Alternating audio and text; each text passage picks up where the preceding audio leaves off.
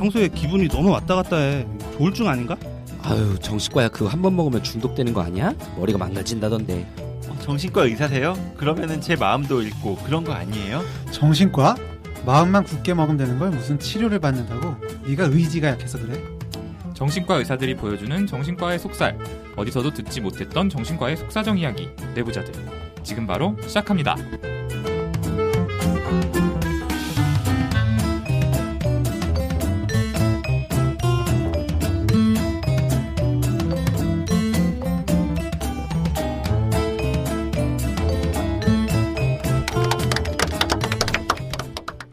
안녕하세요. 젊은 의사들이 하는 솔직하고 은밀하고 자상한 정신건강과 마음 이야기, 내부자들입니다. 자, 오늘 이 자리에는 네 분 선생님만 함께하고 계신데요. 저번 방송 때 저희끼리 한 얘기가 이거 앞으로 한 주에 한 명씩 줄어드는 거 아니냐 이런 얘기를 했었는데 다음 주에 누가 없으실까요? 네, 이번 주에는 손정현 선생님께서 건강 문제로 참석을 못 하셨는데요. 이제 지난주에 등려하신 박천희 선생님은 당분간 좀 참석하기는 어려우실 것 같고요. 다음 주까지는 손정현 선생님을 강제로라도 쾌차시켜서 방송에 참여할 수 있도록 저희가 만들겠습니다. 그럼 오늘 이 자리 참석한 4명 소개 한 번 더 드리도록 하겠습니다. 네, 안녕하세요. 지난 방송이 나가고 나서 저에게 좀 비난의 메시지들이 좀 있었는데 여기 계신 선생님들께서 제가 욕먹을 만한 언행을 그만해 주셨으면 좋겠고요. 예, 정신과 전문의 김지용입니다. 네, 하루 종일 환자 생각하는 환자 바보 윤희우입니다. 권력자 허기영입니다. 네, 그리고 저는 시간 사회를 맡은 정신건강의학과 전문의 오동훈입니다. 자, 3화 방송 녹음 중인데요. 2화 방송 듣고 혹시 주변에서 좀 방송 어땠다 이렇게 얘기해 주신 거 있으세요?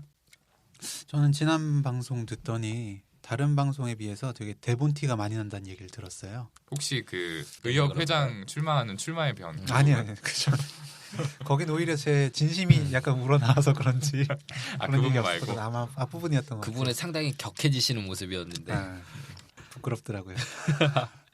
저는 저희가 받은 피드백들도 뭐 있었고 근데 가끔씩 이렇게 후기 남겨주시는 분들 있잖아요. 저희 팟빵 네. 어플에 그죠. 그중에 너무 감사하고 저희가 이거 방송을 하게 되는 또 힘을 주시는 분들의 후기가 있어가지고 참 뿌듯하긴 했어요.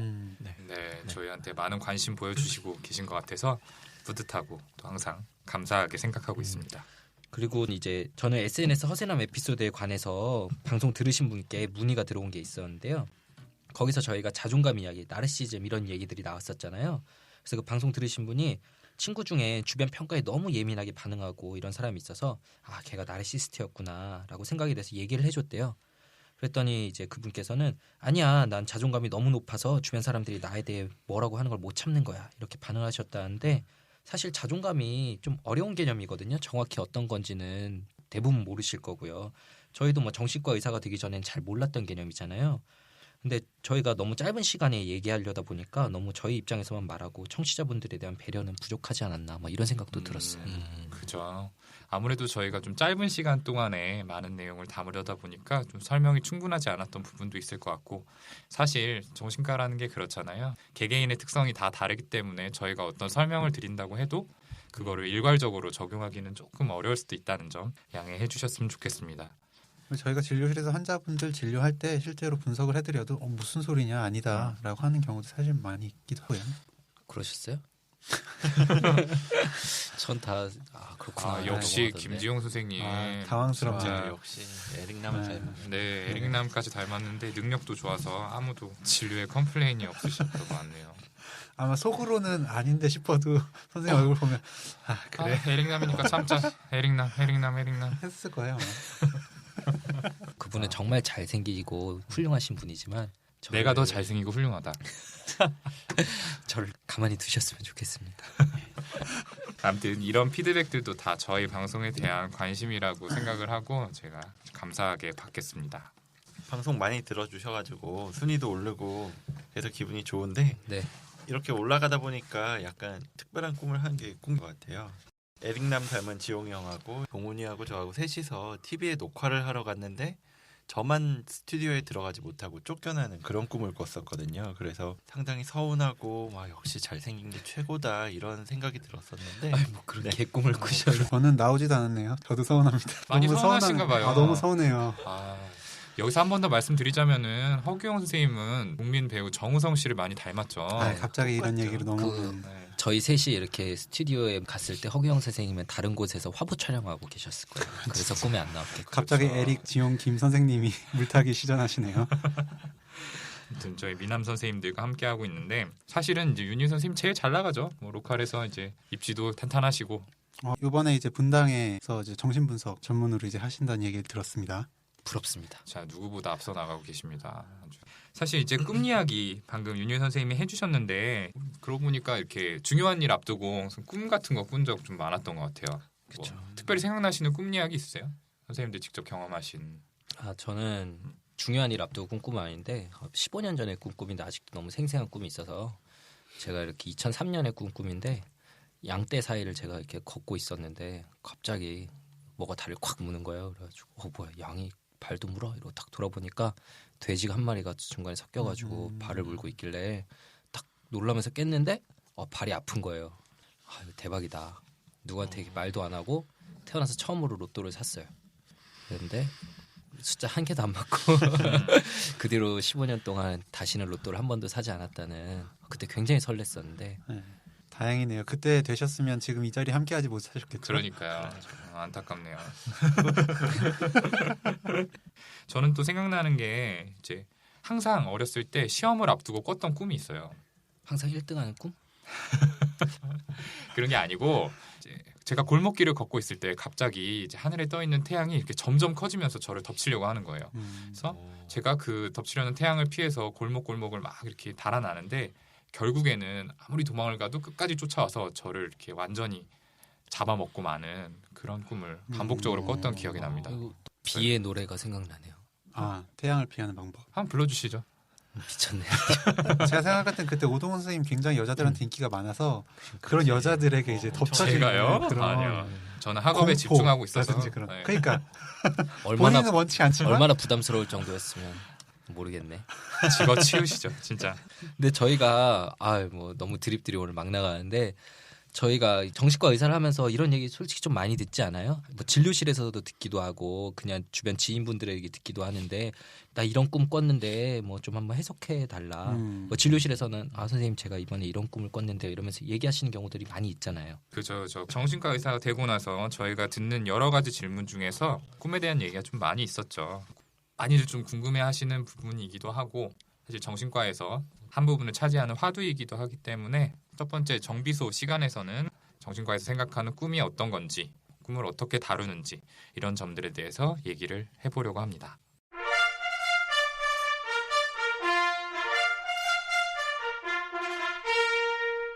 사실 흥미로운 얘기를 할 수 있을 것 같아서 좀 기대가 되기도 하는데 솔직히 좀 불안한 부분도 있어요.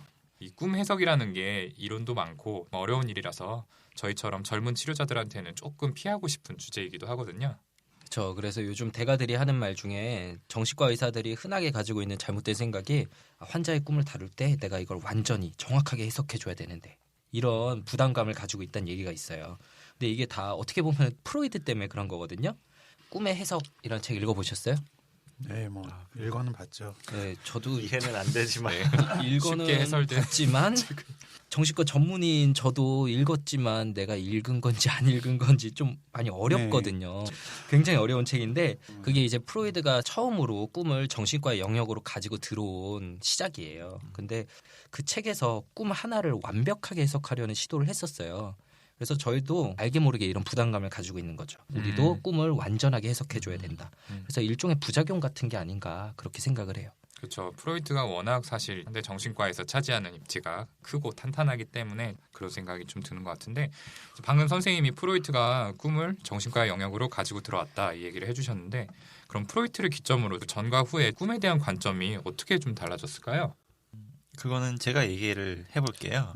아무튼 꿈은 예전에는 내가 꾸는 게 아니라 다른 누군가가 나에게 꿈을 전달해 준다라고 생각을 했어요. 예를 들면 조상님이 나에게 어떤 위기에 대해서 이야기를 해준다든지 아니면 어떤 예지몽이라고 해서 뭐 우리나라 삼국시대의 설화에도 있잖아요. 그 김유신 장군의 동생이 서라벌 산에 올라가서 소변을 봤는데 그게 전체를 뒤덮는 꿈을 꿨다. 그래서 그 꿈을 동생이 사서 나중에 왕비가 되었다. 이런 어떤 예시를 하는 꿈도 있다라고 이런 얘기들이 있는데 프로이트가 무의식을 발견을 했고 그 무의식이 결국은 꿈에서 여러 가지 파편으로 드러나기 때문에 이것들을 분석을 해야지 마음속에 있는 무의식을 찾을 수가 있다. 이런 얘기를 하면서 꿈을 정신과 영역으로 가져온 최초의 사람이 되겠죠. 그러니까 예전에는 남이 나한테 꾸게 했다는데 꿈은 내가 꾸는 거다라는 그렇죠. 말씀을 하시는 네, 거죠. 맞습니다. 프로이트가 무의식을 발견을 했고 무의식의 내용을 꿈이 반영을 하기 때문에 꿈 분석이 중요하다. 네. 이런 말씀이신 것 같은데 그럼 내친 김에 우리 분석 전문가 윤희우 선생님께서 꿈을 분석하는 방법에 대해서도 설명을 해주시죠. 그러면은 꿈을 분석하는 프로이트의 방법으로 시작을 해볼게요. 우선 프로이트는 꿈의 내용이 어떤 소원의 성취와 관계가 있고 무의식적인 동기부여 그리고 욕망을 표현한다고 믿었다고 합니다. 그래서 꿈은 억눌린 욕망을 표출하고 무의식에 도달하는 최고의 지름길로 현시적 내용과 잠재적 내용이라는 걸로 구성이 되어 있다고 해요. 그 현시적 내용이라는 건 꿈에 실제로 나타나는 생각이나 내용, 이미지 이런 것들을 말하고 잠재적 내용은 꿈에 숨겨져 있는 어떤 심리학적인 의미를 뜻한다고 하는데요.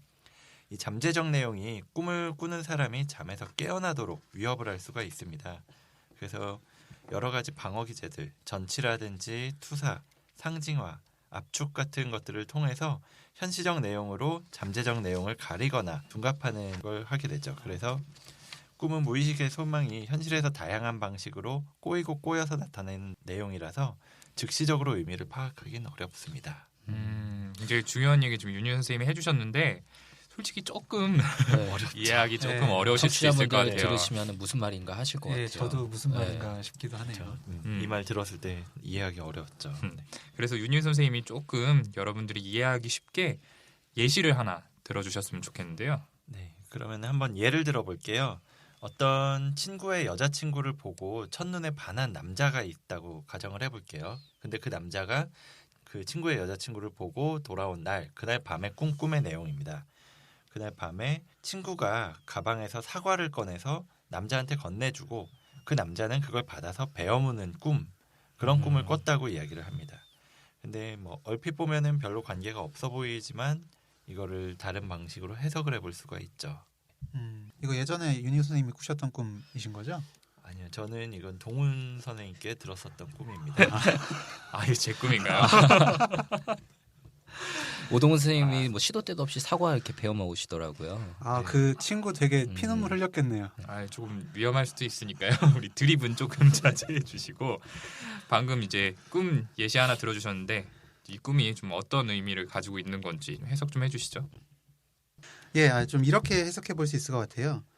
사실 이 꿈 자체 내용이 그대로 나타나면 솔직히 너무 본인이 나쁜 사람이 되는 거잖아요. 그래서 이제 친구의 여자친구가 사과라는 좀 보다 부담 없는 상징물로 대치가 되고 그리고 그걸 친구가 직접 건네주는 행위로 표현이 됨으로써 빼앗는다라는 행위가 주는 도덕적 비난도 좀 피할 수 있지 않나 이렇게 분석을 해볼 수 있을 것 같습니다. 그러니까 본인이 원하는 바는 꿈에서 이루면서도 자기는 비난받지 않게 이런 식으로 꿈의 내용이 약간 뒤바뀐다는 거죠. 네, 그렇죠. 좀 위험할 수 있는 소망이 안전한 형태로 표현이 된다라는 거네요. 그래서 사실 이렇게 꿈은 무의식에 있는 위험한 소망을 보다 부담 없고 안전한 형태로 치환을 시켜서 표현을 하는데요. 프로이트는 이거를 가리켜서 검열관이 존재한다. 검열을 하는 그런 검열관이 존재한다라고 불렀습니다. 이제 꿈 중에서는 사실 이렇게 상징을 통하지 않고 보다 직접적으로 나타나는 꿈도 있잖아요. 이런 경우에 의미를 금방 알아차릴 수가 있는데 이것들은 꿈이 내포하고 있는 소망이 상대적으로 좀 덜 위험한 거기 때문에 그냥 그대로 노출이 됐다라고 생각을 해볼 수 있습니다. 근데 아까 이제 사과라는 얘기가 나왔잖아요. 네. 근데 이런 상징들도 잘 살펴보면은 여러 사람의 꿈에 공통적으로 등장하는 것들이 있어요. 뭐 사과가 나오기도 하고 뭐 날아가는 꿈, 추락하는 꿈 이런 식으로 뭐 공통적인 게 있는데 사과도 굉장히 대표적인 거거든요. 그 아까 오동훈 선생님 꿈에서 등장한 사과 같은 경우에는 금지된 욕망의 일종의 상징물이에요. 왜 하필이면 사과일까? 이걸 생각해 보면은 굉장히 유명한 얘기죠. 성경책에서 이브가 선악과를 나무에서 따먹는 장면이 나오잖아요. 그게 이제 기독교에서 굉장히 유명한 얘기인데 그 장면이 기독교인이 아닌 사람들도 다 아는 장면일 거예요. 거기서 이제 사과는 금지된 욕망이라는 상징이 파생됐고 인류 전체의 역사와 문화를 통해서 공유가 된 거죠. 이거를 칼 구스타프 융이라고 굉장히 유명한 사람이 집단 무의식이라고 부르면서 제안한 개념이에요. 좀 맞장구 좀 쳐줘요. 네. 네. 굉장히 어려운 내용인데도 이렇게 잘 설명해 주신 것 같아요. 역시 김지용 선생님. 이제는 마음에 드시나요? 만족하시나요? 그냥 네. 근데 그래야지 뭐 좀 되지. 예. 자, 네. 방금 김주영 선생님이 얘기하신 것처럼 이제 사과 같이 이런 상징물들 반복적으로 나타나는 것들이 있고 이런 경우에는 누구나 좀 생각해 보면은 어떤 의미겠구나라는 거를 파악하기 쉬울 것 같은데요. 반면에 이런 꿈도 있지만 대부분은 좀 이해하기 어렵고 이게 말이 되나? 이렇게 돌이켜 생각해 보면 그런 꿈들도 있잖아요. 그런 건 또 왜 그런 걸까요? 저희가 꿈을 꾸고 나면 사실 아까 꿈 같은 경우는 조금 고민해 보면은 이런 거였구나 이해할 수도 있을 텐데 말도 안 되는 전혀 상관없어 보이는 꿈을 꿀 때도 있어요. 그게 왜 그런 거냐면 꿈이 그 사람들이 가지고 있는 깊은 무의식에 있는 걸 드러내는 건데 그거를 우리가 하는 것처럼 이렇게 말로 하는 게 아니고 시각적인 이미지로 표현되는 거거든요. 그래서 꿈을 시각적 언어라고도 하는데 이것도 아마 좀 이해되기가 힘들 테니까 제가 예시를 한번 들어볼게요. 이거는 뭐 제 꿈이 아니고 이제 정신부서학 책에 나온 하나의 예시인데 되게 완고한 성격이고 자기 성찰을 못하는 40대 남성이 있었어요. 그분 때문에 이제 가족들이 너무 힘드니까 치료를 권유했는데 치료를 본인은 계속 거부하다가 더 이상 못 참은 부인이 계속 고집부리면 이혼하겠다 이러니까 어쩔 수 없이 치료자를 찾아와가지고 첫 번째 상담을 하고 그 다음에 꿈 내용이에요. 그 남자의 꿈 내용은 여행에 필요한 걸 사려고 백화점에 갔는데 내가 사려고 하는 것들이 지하실에 있어서 계단을 내려갔는데 계단이 어둡고 무너질 것 같아서 불안했다. 근데 그 지하실 속에서 도마뱀을 만났는데 도마뱀은 강인하고 1억 년 동안 변화하지 않은 점 때문에 내가 좋아하는 동물이다. 그래서 나는 무섭지 않고 괜찮았다. 이게 그 사람의 꿈의 내용이거든요. 그러면 저희가 이걸 좀 분석을 한번 해볼게요. 정신치료가 시작되는 것이 이제 여행으로 표현되는 경우가 종종 있어요. 환자분들이 공통되게 표현하시는 건데 이분 스스로 여행을 떠날 준비가 되어 있지 않다고 느꼈죠. 그래서 이제 물건을 사려고 갔어요. 근데 필요로 하는 물건들이 지하실에 있다고 했죠. 허경영 선생님 지하실 하면 어떤 이미지들이 떠오르세요? 뭐 지하실 하면은 되게 어두컴컴한 느낌? 그리고 좀 뭔가 갇혀 있는 것 같은 그런 느낌이 떠오르네요. 그렇죠. 그런 이미지죠. 이분 같은 경우에 자기 내면 깊은 곳, 무의식을 지하실로 표현을 한 거예요. 근데 가기 위해서 계단을 내려가는데 좀 계단이 또 탄탄하고 뭐 밝은 계단이 아니라 어둡고 흔들리고 불안하다고 표현을 했잖아요. 그래서 자기가 무의식으로 들어가는 나의 과정이 내가 실제로 힘들다라는 그 사람의 표현을 이런 계단이라는 이미지로 보여준 거죠. 흔들리는 계단으로. 그리고 이 사람이 그 지하실 속에 들어가서 도마뱀을 만났잖아요. 도마뱀 하면 오동훈 선생님 어떤 이미지가 떠오르세요? 글쎄요, 뭐 목도리 도마뱀? 꼬리 자르기? 뭐 저는 그렇기는 한데 사실 앞서서 뭐 사례에서 나왔던 걸 보면은 이 사람은 도마뱀을 강인하고 뭐 변화하지 않는 그런 상징 같은 존재로 생각을 하고 계시는 것 같네요. 그렇죠. 이 사람은 무의식 속에 들어가서 자신의 본질을 이제 만난 거죠. 자신의 본질을 만나는데 그 도마뱀으로 시각적으로 표현했는데 도마뱀은 되게 강인하고 변화하지 않는다라는 점에서 마음에 든다라고 했거든요. 자기의 본질이 변화하지 않는 점 그리고 강인한 점. 아까 얘기한 게 이제 가족들이 이분이 완고하고 자기 성찰 못하고 변화 없다고 얘기했잖아요. 그러니까 나는 무의식 속에서 보니까 내가 이런 면이 있는데 나는 변화하기를 원하지 않는다. 결국 나는 정신치료를 이제 시작을 했지만 무의식으로 들어가는 게 많이 힘들고 나는 변화하고 싶지 않다. 치료받고 싶지 않다라는 내용을 이렇게 꿈으로 표현한 거죠. 그러니까 결국에는 앞서서 이제 꿈이 상징을 이용한다는 얘기에 더해서 이렇게 꿈이 단어들로 이루어진 줄글이 아니라 방금 말한 것처럼 지하실, 도마뱀 이런 이미지로 좀 표현이 되기 때문에 해석의 과정을 거쳐야만 그 의미를 알 수 있다. 그렇기 때문에 조금 이해하기 어려운 꿈이 많다라는 의미이신 것 같습니다. 근데 사실 이러한 점을 좀 차치하더라도 그래도 좀 말이 안 되는 거 아니야? 왜 이런 꿈을 꿨지? 싶은 꿈들도 많잖아요. 그렇죠. 네, 정말 뭐 내용이 이해가 안 되는 그런 내용들이 많죠. 이거는 이제 1차 과정 사고 때문인데요. 이제 논리적으로 연결이 되지도 않고 이제 창의적인 방식으로 꿈이 전개가 되기 때문입니다. 예를 들어서 저희가 뭐 도망치다가 날아가는데 꿈에선 전혀 이상하게 생각을 안 하잖아요. 그래서 뭐 예술가나 과학자들이 위대한 발견하는 것 중에는 꿈을 통해서 얻어지는 경우들이 있어요. 얼마 전에 어떤 침대 광고였는데 폴 맥카트니가 꿈에서 들은 멜로디를 기본으로 해서 예스터데이 작곡하는 게 있잖아요. 예, 이런 게 좀 이해가 될 수 있을 것 같네요. 네. 1차 과정 사고에 대해서 얘기를 해주셨는데 조금 정리를 한번 하고 넘어갈게요. 그러니까 프로이트의 꿈에 대한 관점을 정리를 하면은 프로이트는 무의식적 소망을 이제 꿈이 반영을 한다라는 얘기를 했었고 그 꿈은 시각적인 언어와 1차 과정 사고를 통해서 표현이 되기 때문에 해석하기 좀 어렵다. 바로 직접적으로 해석할 수는 없고 분석가의 해석을 거쳐야 된다. 그래야 그 의미를 알 수 있다. 네. 예, 이렇게 좀 생각을 했던 것 같습니다. 근데 그러면 여기서 한 가지 의문이 좀 생기는데요.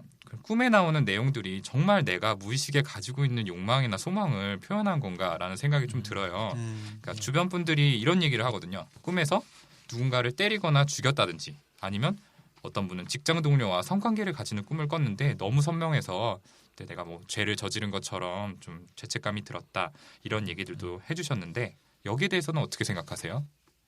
예, 뭐 저도 그런 꿈 사실 꾼 적 있거든요. 예전에 그 부모님이 돌아가시는 꿈을 꿨었는데 사실 저는 정말 부모님 돌아가시는 거 원치 않았기 때문에 그렇죠. 예, 그런 거에 대해서 좀 어떻게 그런 생각해야 꿈 될지 꾸고 나면은 괜히 불안해지죠. 맞아요. 그래서 이런 꿈이 뭐 무의식적인 소망을 표현한다고 하지만 꼭 내가 소망하는 걸 말하는 게 아닐 수도 있습니다. 그래서 프로이트가 얘기한 또 한 가지 개념이 데이 레지듀라는 개념을 이야기를 했어요.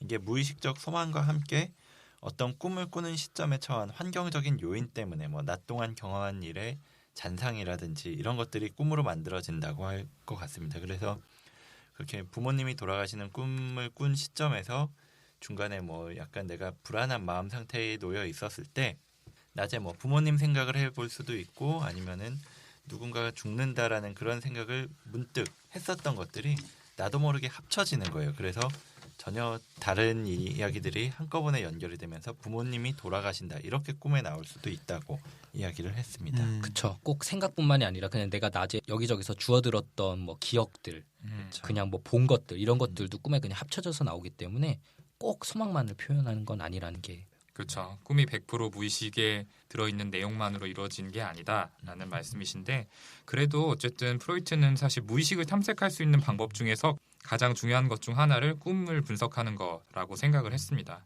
그리고 무의식적인 갈등이 어떤 병의 증상을 일으킨다고 믿었기 때문에 이 꿈 분석이 그런 무의식의 갈등을 파악하는 데도 굉장히 중요한 도구가 된다라고 생각을 했었던 것 같아요. 네.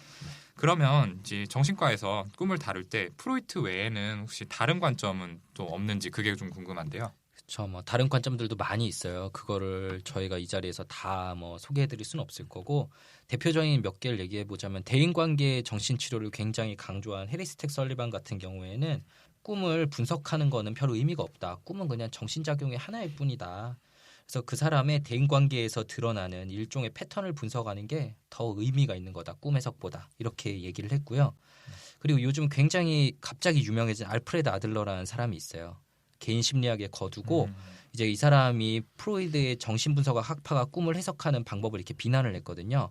근데 이분이 이제 사망한 지도 벌써 한 80년이 지났는데 요즘 우리나라에서 엄청 유명해졌죠. 이제 뭐 베스트셀러인 미움받을 용기 이런 책들 때문에. 네, 그렇죠. 맞아요. 예. 하여튼 이분의 꿈에 대한 주장을 정리해 보자면 프로이드로 대표되는 분석 심리학자들은 저희가 지금 말한 것처럼 꿈의 목적을 그 사람의 채워지지 않는 욕망을 만족시키기 위한 거라고 얘기를 했잖아요. 근데 아들러는 어차피 우리가 꿈의 내용을 기억하지 못하는 경우도 대부분이고 간혹 가다가 기억해도 그게 무슨 의미인지도 모르고 지나가는 경우가 대부분인데 거기에 어디서 우리가 만족을 하는 거냐 이렇게 얘기를 했어요. 좀 그럴듯하지 않아요? 그렇죠.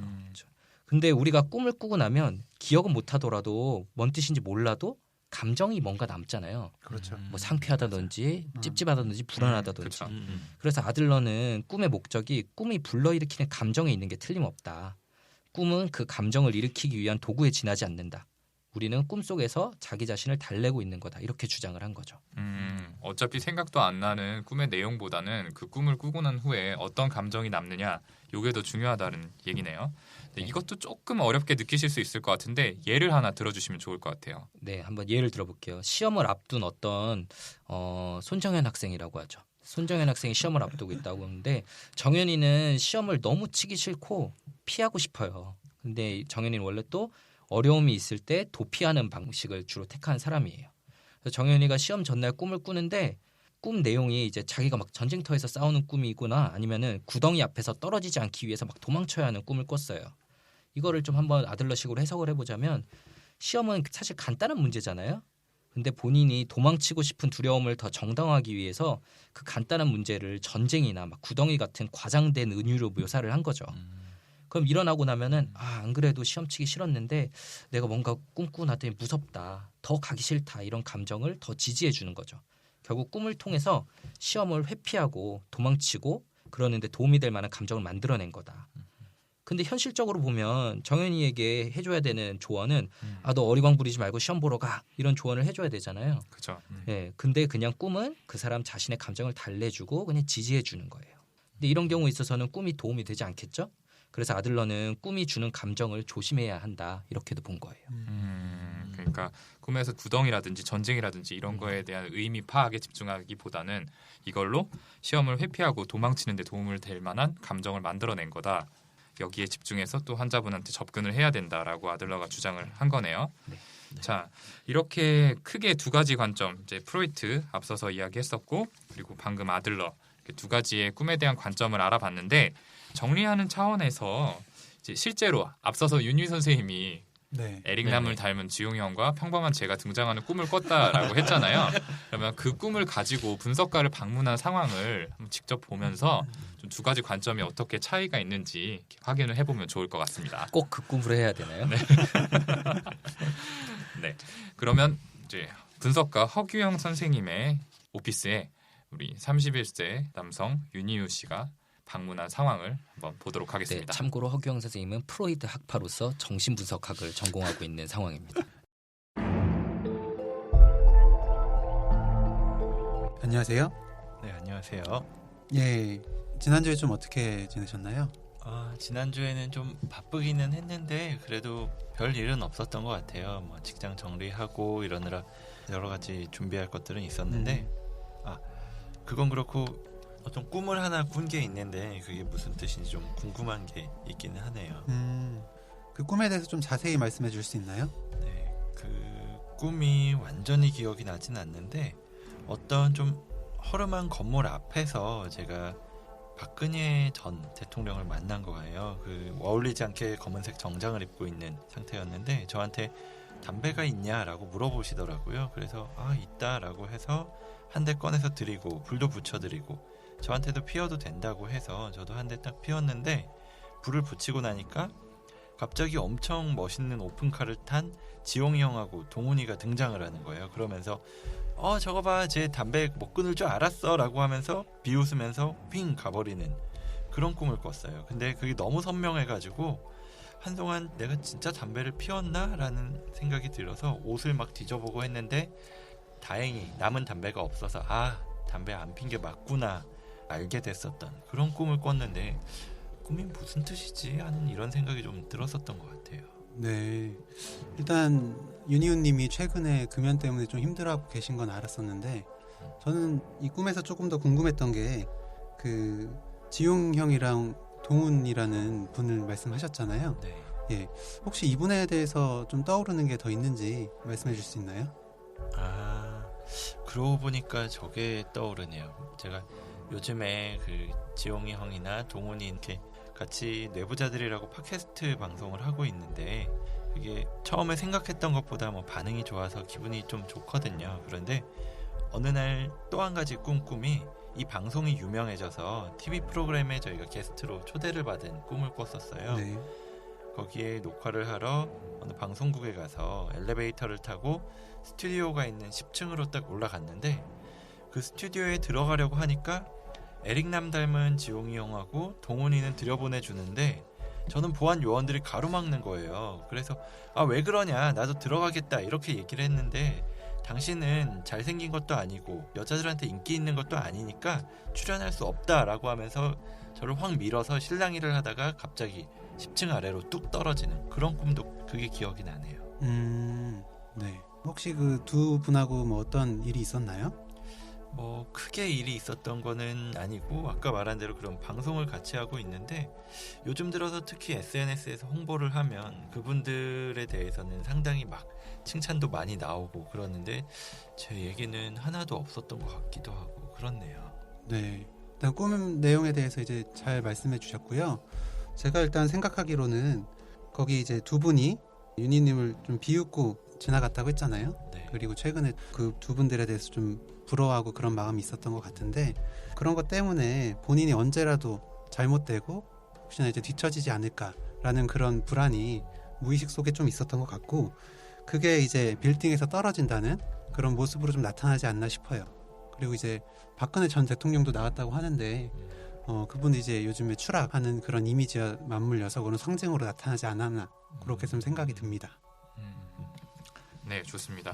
방금 이제 프로이드식의 관점에서 꿈을 해석하는 걸 간략하게 보여드렸는데요. 조금 첨언을 하자면은 스튜디오가 있는 10층에 올라갔다라고 얘기를 했는데 이제 이 10이라는 숫자도 상당히 의미가 있다라고 볼 수 있을 것 같아요. 그렇죠. 프로이드 같으면 이것도 해석했을 거예요. 네, 프로이트는 이제 꿈을 완벽하게 해석을 하려고 시도를 했기 때문에 이 하나하나에 다 의미를 좀 부여를 했는데 10이라는 숫자가 어떤 완성된 숫자 그리고 완성과 성공 이런 것들을 의미한다고 봤었거든요. 그렇기 때문에 이것은 완성과 성공 이런 것들을 복전에 두고 갑자기 추락을 한다는 거는 그 앞에서 실패를 겪는다. 여기에 대한 두려움이 있지 않느냐 이런 식으로 좀 해석을 하지 않았을까 싶네요. 이처럼 프로이드는 꿈속에 있는 어떤 단서들을 토대로 해서 이 사람의 무의식에 어떤 내용들이 좀 숨겨져 있는가, 어떤 두려움이나 소망이나 이런 것들이 숨겨져 있는가를 파악을 하려고 했습니다. 자, 이제 프로이드적 관점은 이렇게 정리를 해볼 수 있을 것 같고 이제 아들러파 분석가인 김중훈 선생님의 분석을 한번 들어볼게요. 네, 그러면 꿈 내용은 동일하니까 꿈 내용을 지금 윤희 선생님이 와서 말했다고 치고 그 뒤에부터 제가 한번 시작해 보겠습니다. 윤희우 씨께서 그런 두 가지 꿈을 꾸셨군요. 그래서 아침에 깨고 나니까 어떤 감정이 드셨어요? 꿈 내용보다는 좀 그 감정에 집중해서 한번 얘기를 해보실까요? 감정. 일단은 두 사람에 대해서 부럽다라는 느낌도 들었고 또 내가 하지 않기로 한 걸 들켜서 창피하다 뭐 이런 감정도 들었었고요. 또 그 두 사람은 되게 잘 나가고 나는 되게 실패하고 있는 것 같다라는 생각이 들면서 시기감 그런 것도 들고 좀 화도 나고 그랬었던 것 같아요. 그러셨군요. 근데 윤희우 씨께서 그런 감정들을 느꼈는데 사실 저희가 볼 때 꿈 내용들도 중요하지만 그 꿈을 통해서 나타난 감정들을 저희 더 중요하다고 보거든요. 요즘 그분들과 함께 좀 방송을 하고 같이 지내면서 윤희우 씨가 좀 마음속 깊이 가졌던 감정들을 꿈에서 더 과장되어서 그게 표현이 된 것 같아요. 근데 그 감정에 휩쓸리기보다는 그 감정들을 윤희우 씨께서 더 다스리고 용기를 내서 더 극복을 하고 현실적으로 좋은 관계들을 맺어나가는 게 더 중요하지 않을까요? 그러니까 아들러는 프로이드와 달리 뭐 10층이라는 숫자 그리고 뭐 스튜디오 오픈카 이런 소재들의 의미를 파악하기보다는 그 꿈에 의해서 유발된 감정들에 조금 더 집중을 해서 해석을 하고 환자에게 조언을 하려고 했다. 이런 차이가 있다고 볼 수 있을 것 같습니다. 방금 저희들이 이제 분석 상황을 그냥 짤막한 역할극으로 해서 보여드렸는데요. 사실 오해하시면 안 되는 게 실제적인 분석 상황은 여기서 보여드린 것보다 훨씬 더 심도 있게 진행이 됩니다. 보통은 한 세션이 뭐 50분, 1시간 이렇게 진행이 되기 때문에 간단하게 분석이 이루어지는 것은 아니다라는 거를 한번 짚고 넘어가고 싶습니다. 핵심적인 차이만 보여드리느라 네. 그 부분만 집중해서 말해서 굉장히 간단해 보일 수는 있을 것 같아요. 네. 자, 그래서 이제 프로이트와 아들러로 대표되는 꿈에 대한 정신 분석학적 관점에 대해서 저희가 이야기를 해봤고요. 자, 좀 더 현대에 이제 과학적으로 꿈을 어떻게 바라보는지 여기에 대해서 좀 짤막하게 이야기를 하고 넘어가면 좋을 것 같습니다. 예, 요즘에는 과학적으로 역학습 이론이라고 있어요. 리버스 러닝이라고 해서 꿈은 낮 동안 축적했던 정보들 중에 필요 없는 것들을 정리하는 그냥 생각의 청소 과정이라는 거죠. 그리고 이제 활성화 종합 이론이라는 것도 있는데 꿈은 대뇌의 뇌관에서 발생한 신경 흥분이 피질로 전달되는 과정에서 그냥 생기는 부산물일 뿐이다라는 이론들도 있고요. 그렇죠. 지금 허경 선생님 말씀해 주신 것들이 있고요. 요즘 또 과학을 통해서 밝혀낸 게 렘슬립이라고 수면 과정 중에 특정 시기예요. 좀 더 얕은 수면 시기를 말하는데 꿈이 주로 그 시기에만 일어난다는 거를 밝혀냈어요. 수면 시간 동안에 이제 낮 동안 받아들인 정보를 더 이렇게 단단한 기억으로 만드는 과정이 그때 이루어지는데 그래서 최근에는 아까 저희가 얘기한 정신역동적 관점보다는 단순히 그냥 렘슬립 시기에 일어나는 뇌의 정보 처리 과정이다. 그리고 그 중에서 발생한 노이즈일 뿐이다. 잡음이다. 이렇게 얘기를 하거든요. 이게 이렇게 과학적으로 설명될 수 있는 게 꿈이 지나치게 많고 악몽을 꾸는 경우에는 렘슬립을 줄여주는 약을 저희가 사용하면은 그렇게 실제로 또 꿈이 줄어들기도 해요. 네. 그렇게 입증할 수가 있는 거죠. 그래서 종합해 보자면 현대 과학적 시각으로는 꿈은 뇌가 이렇게 정보 처리하는 과정에서 발생한 단순한 잡음이다. 이런 식으로 얘기하는 의견들이 좀 있어요. 이렇게 최근에 꿈에 대한 신경과학 영역에서 발견들이 많은데 이거에 의해서 꿈에 대한 앞에 얘기했었던 정신 역동적인 가치가 잘못된 거라고 이야기를 할 수는 없어요. 왜냐면은 꿈이 뭐 렘슬립에서 일어난다 이런 것들은 다 좋지만 각자가 꾸는 내용 자체는 분명히 다르잖아요. 그래서 그 내용들이 결국 꿈꾸는 사람의 마음에 의미 있는 어떤 심리적인 주제를 표현하기 위해서 뇌의 생리적인 상태를 이용한 것이다라는 이런 이야기를 하거든요. 그래서 그렇죠. 이런 정신역동적인 꿈의 해석의 원칙들이 현대에도 중요하게 사용되고 있고 다만 물론 꿈은 끝이 없기 때문에 꿈의 다양한 의미를 모두 분석할 수는 없고 본인한테 가장 의미 있고 뚜렷하게 나타나는 그런 주제를 다루어주는 정도로 만족하면 될 것 같아요. 네. 그래서 저희가 이렇게 해석할 때는 주로 반복적이거나 이렇게 굉장히 강렬한 감정이 동반되는 그런 꿈을 좀 해석하는 것 같습니다. 맞아요. 그렇죠. 정리를 하자면은 이제 꿈이 무엇인지에 대해서 그 실체를 완전히 밝히고 해석할 방법은 아직까지는 없습니다. 하지만 그 꿈을 통해서 얻는 감정이 다르고 그 꿈의 내용도 개개인마다 전부 다른 거를 보면은 아직까지 과학이 밝히지 못한 무의식을 보여주는 수단으로서 꿈은 충분히 유효하지 않나 이런 생각이 듭니다. 이 시간 꿈에 대한 얘기 해봤는데 오늘 좀 어떠셨는지 선생님들 돌아가면서 소감 한마디씩 들어볼게요. 먼저 김지용 선생님부터. 네. 저는 오늘 아들러 얘기를 계속 했으니까 아들러의 말로 또 정리 멘트를 한번 해보고 싶어요. 아들러가 한 얘기 중에 이런 말이 있는데요. 꿈의 내용에 지나치게 집착하는 사람은 현실적 문제를 꿈을 통해 풀고 싶어하는 사람이다라는 얘기가 있거든요. 그래서 저희가 꿈의 내용 하나하나에 집착하고 그 꿈이 준 느낌대로 그리고 혹은 뭐 꿈에서 나온 예시대로 무조건 따라가기보다는 내가 이런 감정들을 평소에 가지고 있었구나 이해하는 정도로 사용을 하고 눈앞에 있는 현실적인 문제를 푸는데 좀 더 이성적으로 생각하고 거기에 집중해야 되지 않을까 저는 이렇게 생각합니다. 네, 다음으로 허경 선생님. 네, 지용이 그 아들러 얘기로 잘 마무리해 주셨는데 저는 오늘 프로이드 관점에서 했었잖아요. 프로이드 선생님이 이제 꿈에 해석했던 내용들이 좀 떠오르는데 그때는 굉장히 이게 말이 되나? 저렇게 해석을 해도 환자분들이 받아들일 수 있나? 라는 생각을 그때는 했었던 것 같아요. 정신과 의사가 되면서 이제 그리고 그걸 적용하는 과정에서 이게 참 환자를 잘 알아가려고 노력하는 과정이었다라는 걸 좀 알게 됐었어요. 예, 오늘 방송을 하면서 그런 환자를 잘 알아가려는 마음을 다시 한번 다지게 되었습니다. 다음으로 윤희 선생님. 네, 오늘은 제가 꿨던 꿈을 예시를 들면서 이야기를 나눠봤는데 실제로는 뭐 조금 요즘 들어서 바쁘긴 했지만 그렇게 갈등이 심하지는 않습니다. 제가 너무 뭐라 그랬던 것 같아요. 네, 아무튼 에릭 주용 김과 오무파탈 오 우성허님과 함께 TV에 출연하는 그날까지 방송을 열심히 함께 할 수 있으면 좋겠습니다. 네, 이렇게 세 분 선생님께서 소감 얘기해 주셨는데 저는 김지훈 선생님 말씀하셨던 게 조금 기억에 남네요. 확실히 강렬하고 반복적인 꿈은 내가 알아차리지 못한 중요한 심리적 메시지를 담고 있을 수는 있습니다. 하지만 꿈 하나하나에 연연해서 의미를 다 부여하다 보면은 오히려 그 지엽적인 꿈들한테 현실이 발목을 잡히게 되는 상황이 일어날 수밖에 없는데요.